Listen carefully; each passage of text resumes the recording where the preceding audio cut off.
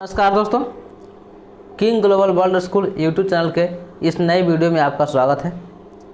हम लोग पढ़ रहे थे क्लास 12 का मॉडर्न फिजिक्स, जिसमें पहला चैप्टर हम लोग पढ़ रहे थे इलेक्ट्रॉनिक उपकरण। इलेक्ट्रॉनिक उपकरण में हम लोग अब तक पढ़ चुके हैं ना। इसके पहले वाले वीडियो में अर्थात तीसरा वीडियो में हम लोगों ने पढ़ लिया था पीएन संधि डायोड के बारे में, अवक्षय परत के बारे में, डायोड का अग्र अभिनति के बारे में और डायोड का पश्च अभिनति के बारे में हम लोगों ने पढ़ लिया था। यदि आप उसे नहीं देखें तो आप उसे अवश्य देख लें। अब आज हम लोग पढ़ेंगे इस सेशन में डायोड के गुण के बारे में पढ़ेंगे। डायोड का गुण क्या है, उसके बाद डायोड का दिष्टकारी के रूप में प्रयोग हम लोग करेंगे। दिष्टकारी अर्थात डीसी के रूप में प्रयोग कैसे करते हैं इसको। उसके बाद पढ़ेंगे अर्ध तरंग दिष्टकारी और पूर्ण तरंग दिष्टकारी के बारे में हम लोग पढ़ेंगे। तो आप हमारे वीडियो तक अंततः बने रहिएगा, आपको बिल्कुल ये सभी बात समझ में आएगा। देर न करते हैं, शुरू करते हैं डायोड के डायोड के गुण के बारे में। इसके पहले वाले वीडियो में हमने बताया था आपको कि पीएन संधि डायोड एक पी प्रकार के अर्धचालक और एक एन प्रकार के अर्धचालक को आपस में जिस स्थान पर जोड़े थे उस स्थान पर एक संधि बन गया था। उस संधि को पीएन संधि या डायोड कहे थे। यह डायोड को दो तरह से जोड़े थे। पहला जोड़े थे अग्र अभिनति में, दूसरा जोड़े थे पश्च अभिनति में। अग्र अभिनति में कैसे जोड़े थे, तो डायोड के पी सिरे को धन ध्रुव से जोड़े थे और एन सिरे को ऋण ध्रुव से जोड़े थे। अर्थात ये डायोड फिगर देखें, ये डायोड है। इस डायोड का ये वाला सिरा है, इसको एन सिरा बोलते हैं, ये वाला सिरा इसको पी सिरा बोलते हैं। यदि इस पी सिरे को धन ध्रुव से जोड़ते हैं अर्थात प्लस से जोड़ते हैं, इस एन सिरे को ऋण ध्रुव से जोड़ते हैं, तो उसे हम लोग अग्र अभिनति में कहते हैं। और अग्र अभिनति में हम लोग पढ़ा था कि अवक्षय परत बहुत पतला हो जाता है, जिससे अग्र अभिनति में धारा प्रवाहित होता है। अग्र अभिनति में अवक्षय परत पतला होने से धारा प्रवाहित होता था।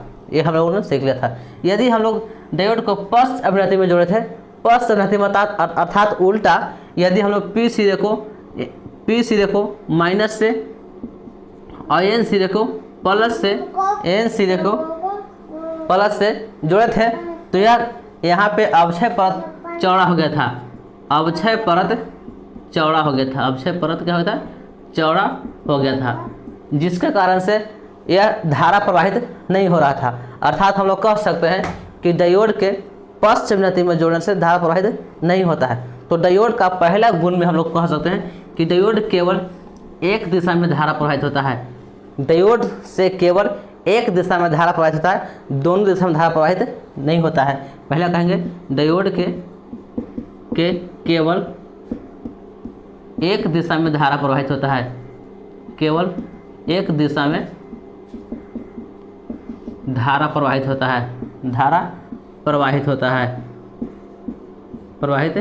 है। हम लोग डायोड के पहला गुण में देखें, डायोड के गुण में पहला गुण देखें कि डायोड से केवल एक ही दिशा में धारा प्रवाहित होता है। यदि आप एक डायोड ले लीजिएगा तो इससे अगर धारा भेजना है तो इस साइड से भेजिएगा तो इसे धारा प्रवाहित होगा, लेकिन इधर से धारा भेजिएगा तो धारा प्रवाहित नहीं हो पाएगा। तो इसीलिए हम लोग कहते हैं कि डायोड के केवल एक ही दिशा में धारा प्रवाहित होता है। दूसरा गुण हम लोग देखें डायोड का प्रयोग केवल दिष्टकारी के रूप में करते हैं। डायोड का प्रयोग केवल दिष्टकारी के रूप में करते हैं। अर्थात हम लोग कहेंगे दूसरा इसका गुण में कि डायोड केवल दिष्टकारी के रूप में करते हैं। अब समझते हैं कि दिष्टकारी क्या है। यह दिष्टकारी, इसको इंग्लिश में रेक्टिफायर भी कहते हैं। दिष्टकारी को रेक्टिफायर भी कहते हैं। यह दिष्टकारी क्या है, कहेंगे दिष्टकारी केवल एसी धारा से डीसी धारा में बदलता है। इसको हम लोग क्या बोलते हैं, दिष्टकारी कहते हैं। दिष्टकारी एक ऐसा है ना, कहेंगे विद्युतीय उपकरण है जो केवल एसी धारा से डीसी धारा के रूप में प्रयोग करता है। ऐसे में कहेंगे दिष्टकारी क्या है, दिष्टकारी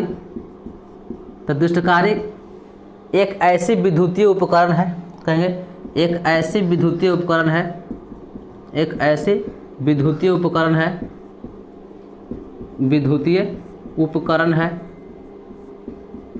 है जो जो प्रत्यावर्ती धारा को दिष्ट धारा में बदलता है, अर्थात एसी धारा को दिष्ट धारा में बदलता है। एसी धारा को डीसी धारा में बदलता है, बदलता है। यानी दिष्टकारी के रूप में यह प्रयोग कर रहा था। और दिष्टकारी आप लोग समझ में आ गया कि यह एसी धारा को अर्थात प्रत्यावर्ती धारा को दिष्ट धारा में बदलने का काम करता है। तो हम लोगों ने देखा डायोड के गुण के बारे में।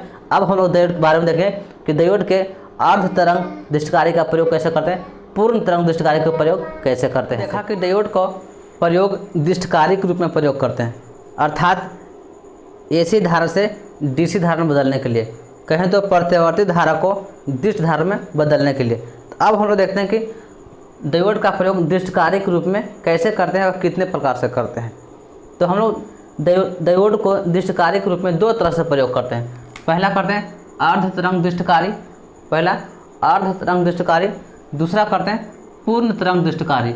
अर्थात डायोड को दिष्टकारी के रूप में दो तरह से प्रयोग करते हैं। पहला अर्ध तरंग दिष्टकारी, दूसरा पूर्ण तरंग दिष्टकारी।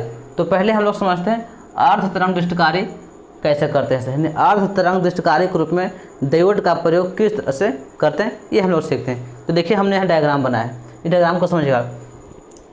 कहेंगे कि डायोड को अर्ध तरंग दिष्टकारी के रूप में प्रयोग करने के लिए ट्रांसफार्मर के प्राथमिक कुंडली को प्रत्यावर्ती धारा के मुख्य स्रोत से जोड़ते हैं। देखिए यह ट्रांसफार्मर है, ट्रांसफार्मर के प्राथमिक कुंडली है, इसको प्रत्यावर्ती धारा के मुख्य स्रोत से जोड़ देते हैं। और ट्रांसफार्मर के द्वितीय कुंडली से एक डायोड को जोड़ देते हैं। और एक डायोड को इस प्रकार जोड़ते हैं कि डायोड का पी सिरा, ये डायोड का पी सिरा है, डायोड का पी सिरा द्वितीय कुंडली से जुड़ा हुआ हो और डायोड का एन सिरा आउटपुट से जुड़ा हुआ हो।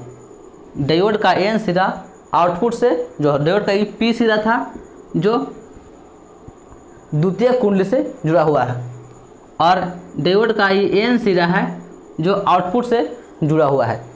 तब क्या होगा, प्रत्यावर्ती धारा दो चक्र चलते, एक धनात्मक चक्र एक ऋणात्मक चक्र। इस तरह देखिए, एक धनात्मक चक्र फिर जीरो, फिर ऋणात्मक चक्र, फिर जीरो, फिर धनात्मक चक्र, फिर जीरो, फिर ऋणात्मक चक्र, फिर जीरो, फिर धनात्मक चक्र।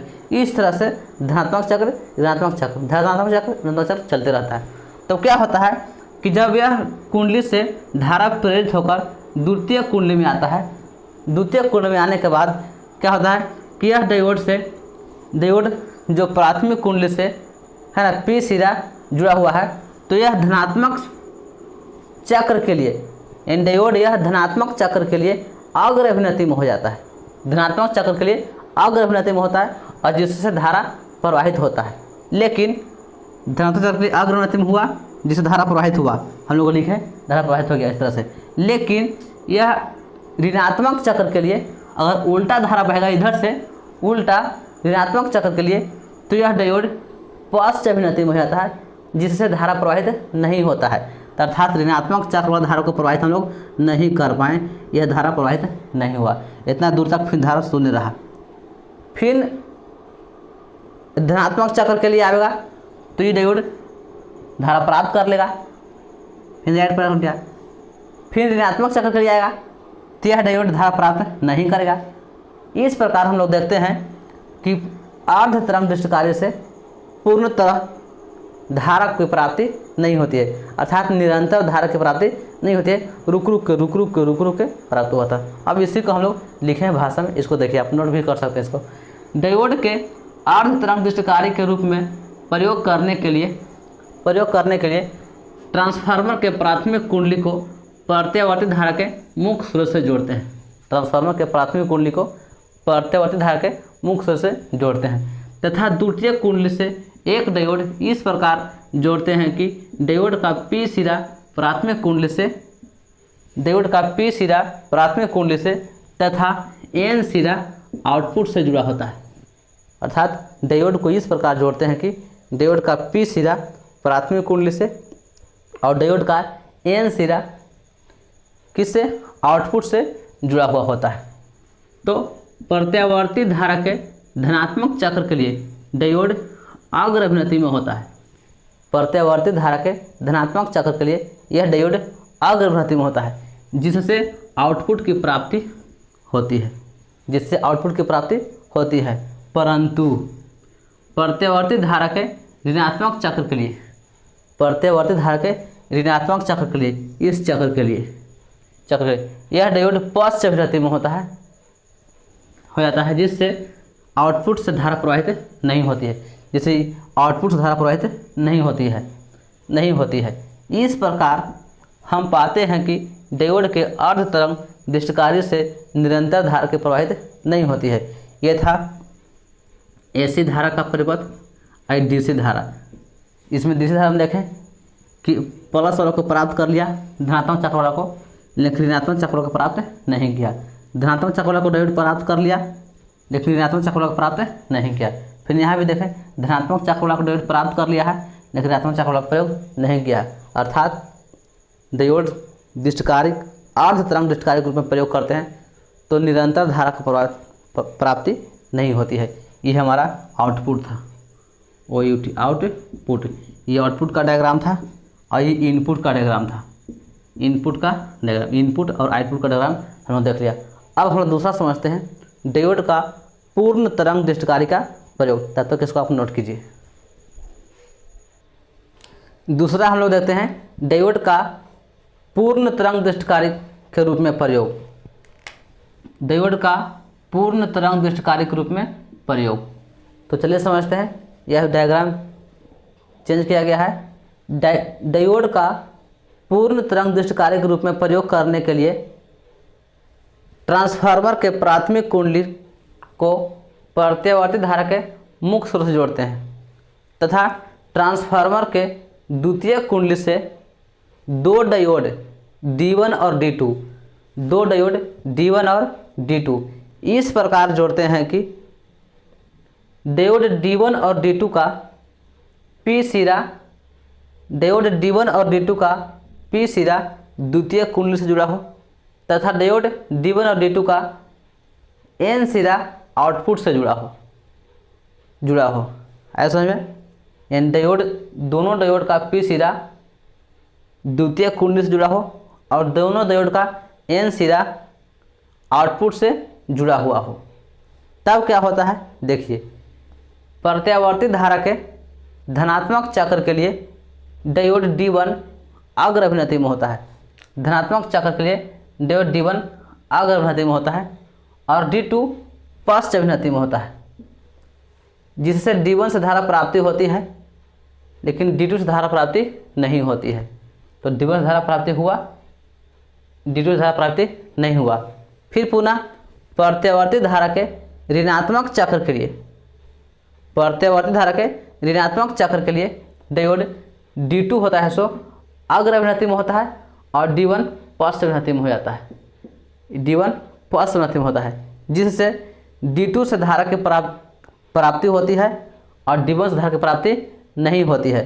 तो D2 से प्राप्ति हुआ ऋणात्मक चक्र के लिए ऋणात्मक वाला जो अर्ध तरंग दृष्टिकारी में उसको प्राप्त नहीं किया गया था, लेकिन पूर्ण तरंग दृष्टिकारी में ऋणात्मक वाला को भी डायोड D2 लगाकर हम लोगों ने प्राप्त कर लिया। ये डायोड D2 है जो ऋणात्मक चक्र वाला को प्राप्त कर लेता है।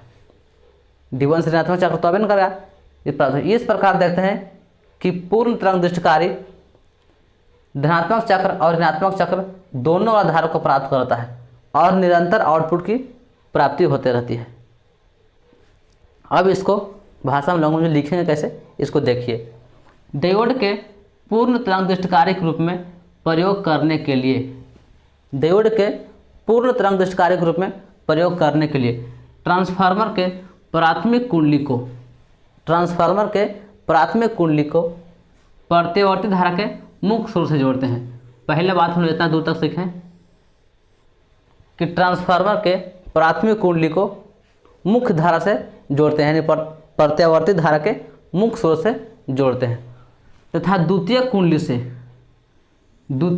से दो डायोड D1 और D2 इस प्रकार जोड़ते हैं कि दोनों डायोड का P सिरा प्राथमिक कुंडली से जुड़ा हो। दोनों डायोड का P सिरा, इसका P सिरा इसका पी सिरा दोनों का प्राथमिक कुंडली से जुड़ा हुआ हो, तथा एन सिरा आउटपुट से जुड़ा हो, तथा एन सिरा देखिएगा एन सिरा आउटपुट से जुड़ा हुआ हो। जोड़ देते हैं इस तरह से। जोड़ने के बाद देते हैं कि प्रत्यावर्ती धारा के धनात्मक चक्र के लिए, प्रत्यावर्ती धारा के धनात्मक चक्र के लिए डायोड D1 अग्रभ्रमति में होता है तथा D2 पश्चभ्रमति में होता है, जिससे D1 से आउटपुट की प्राप्ति हो जाती है।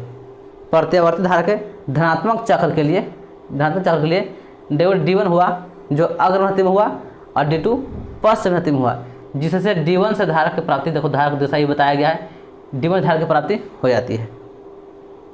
और प्रत्यावर्ती धारा के ऋणात्मक चक्र के लिए, प्रत्यावर्ती धारा के ऋणात्मक चक्र के लिए D1 पश्चभ्रमति में होता है। ये D1 पश्चभ्रमति में हो जाता है, D1 पश्चभ्रमति में हो जाता है तथा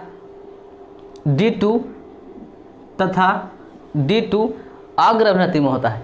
और ये D2 होता है जो अग्रभ्रमति में होता है, ये D2 अग्रभ्रमति में होता है, यहाँ पर D2 अग्रभ्रमति में होता है, जिससे D2 से धारा की प्राप्ति होती है। D2 से धारा की प्राप्ति, आपकी D2 से धारा की प्राप्ति हुआ, ये D2 था, इस धारा की प्राप्ति होती है। अग्रभ्रमति में होने के कारण से D2 से धारा की प्राप्ति हो गया। इस प्रकार हम पाते हैं कि डायोड के पूर्ण तरंग दृष्टिकारी से निरंतर धारा की प्राप्ति होती है।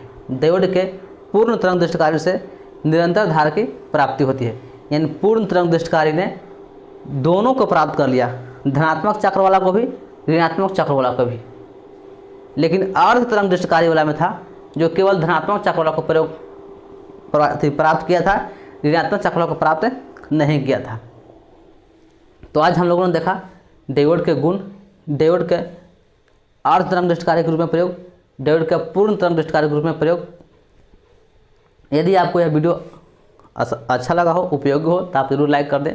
और एक साथ साथ बताइएगा क्या ये बोर्ड पर साथ साथ लिख देते हैं तो आपके लिए उपयोगी होता है या नहीं, या हम जो बोलते हैं उसको नोट कर देते हैं। यदि आपको अच्छा हो तो जब भी टॉपिक पढ़ाएंगे तो एक साइड समझाएंगे और दूसरा साइड उसको हम लिख दिया करेंगे, ताकि आपको भी प्रोक्षक दृष्टिकोण से लिखने में समस्या ना हो। आप स्क्रीनशॉट लेकर के इसको लिख सकते हैं। यदि अच्छा हो तो कमेंट में ज़रूर लिखें कि लिख दिया करेंगे, तो हम इसको कोशिश करेंगे कि लिख दें, या नहीं तो फिर हम नोट्स प्रोवाइड करा देंगे। व्हाट्सअप नंबर आप मैसेज में दे दीजिएगा, उस मैसेज पर हम वो खाली लिख दीजिएगा व्हाट्सअप नंबर लिख करके, नोट्स हम उस नंबर पर व्हाट्सअप से इसका जो पढ़ाएंगे उसका नोट्स भेज देंगे।